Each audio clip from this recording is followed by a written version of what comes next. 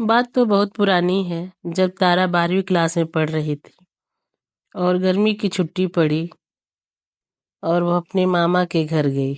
जैसे अक्सर होता ही है, बच्चे गर्मी की छुट्टी में मामा के घर जाते थे और अभी भी जाते ही हैं।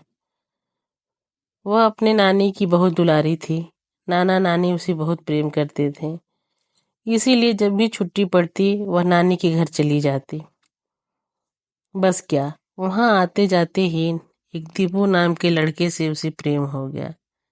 वह बहुत सुंदर तो नहीं था, पर बहुत अच्छी बातें करता था। उसकी बातों में मानो जादू था। उससे जब तक बात नहीं होती थी चैन नहीं आता था। बस क्या, यही सिलसिला चलता रहा और समय बीतता गया, पर आना जाना लगा रहता था। वह कहता था, तारा जब भी मैं शादी करूंगा तुम्ही से करूंगा। पर ऐसा कैसे हो सकता था? कितनी बदनामी होगी। तारा, तुम नहीं जानती हो। दीपू, मुझे किसी से मतलब नहीं है, बस तुम कहो। तारा, नहीं, मुझे शादी नहीं करनी है। इतनी बदनामी करवा के मेरे माँ पिताजी नाना नानी का क्या इज्जत रह जाएगी।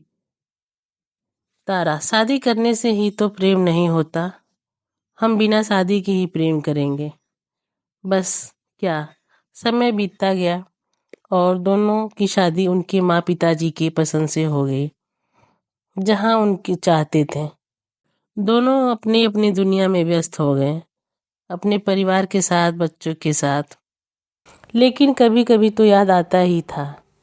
फिर भी तारा उसे भूल नहीं पाई थी और किसी तरह से उसका नंबर पता कर ही ली। इतने वर्षों बाद जब फोन करी दीपू को तो दीपू बोला, आ गई तुम्हें मेरी याद। जब इतने वर्षों बाद फोन करी दीपू को तो दीपू बोला, आ गई तुम्हें मेरी याद। तारा, मैं बोल रही हूँ। हाँ, पता है। मुझे तुम्हें अपना नाम बताने की जरूरत नहीं है। मैं तुम्हें तुम्हारी आवाज़ से पहचानता हूँ। बताओ कैसी हो, और तुम्हारे बच्चे और पति सब कैसे हैं? तारा, सब ठीक हैं। तुम बताओ कैसे हो? दीपू, मैं भी जिंदा हूँ तुम्हारी याद में। नहीं यार, सच बताओ, सब ठीक है ना? तुम्हारे कितने बच्चे हैं और तुम्हारी पत्नी कैसी है? तारा, तुम तो उससे बहुत प्रेम करते होगे। हाँ दीपू, तुमको तो यही लग रहा होगा कि जितना प्रेम मैं तुमसे करता था उतना उससे भी करूँगा, पर ऐसा नहीं है। तारा, क्यों? हैरानी से, क्या बात कर रहे हो? हाँ दीपू, मैं बिल्कुल सच कह रहा हूँ। वह है तो बहुत सुंदर, पर तुमसे सुंदर नहीं है। तारा, तो क्या हुआ? वह तुम्हारी पत्नी तो है। दीपू, नहीं यार, मेरी पत्नी तो मेरे से बहुत प्रेम करती है, पर मेरा मन नहीं लगता।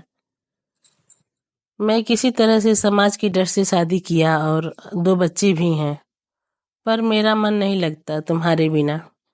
मैं तो तुम्हें बहुत याद करता था, पर फोन नहीं कर सकता, क्योंकि पता है मुझे अब तुम शादीशुदा हो और तुम्हारी कोई बदनामी नहीं होनी चाहिए। इसी डर से मैं तुम्हें कभी फोन नहीं किया, ना मिलने की कोशिश किया। पर तुम्हें तो लगता होगा कि मैं तुम्हें भूल गया, पर ऐसा नहीं। मैं हर रात इतने वर्षों में कभी ऐसा नहीं हुआ जो जिस दिन मैं तुम्हें याद नहीं किया था, कि काश तुम मुझे कभी फोन कर लेती। तारा, यह सुनकर रोने लगी। क्या अब भी तुम मुझसे इतना प्रेम करते हो? हाँ दीपू, तुम्हें तो विश्वास नहीं होगा, बताओ कैसे दिखाऊं? तारा, अपने आंसू पोंछते हुए, ठीक है, दिखाने की कोई जरूरत नहीं है, मैं समझ गई। दीपू, तो ठीक है, और बताओ। तारा, तुम अभी कहाँ हो? मैं तो आज 10 वर्षों से बेंगलोर में रहता हूँ। अब गांव भी नहीं जाता हूँ, क्योंकि गांव में तुम्हारी याद आती है। तारा, तो ठीक है, कभी आओ मिलने के लिए। दीपू, नहीं नहीं नहीं, मैं नहीं आऊँगा। मैं तो अगले जन्म के लिए पहले से ही रजिस्ट्रेशन करवा लिया हूँ, बिना तुम्हें बताए। अब मुझे कोई लोचा नहीं चाहिए रिश्तेदारों का, और मुझे तुमसे ही शादी करनी है। फोन कट गया। तारा रोती रह गई। फिर कभी फोन नहीं लगा।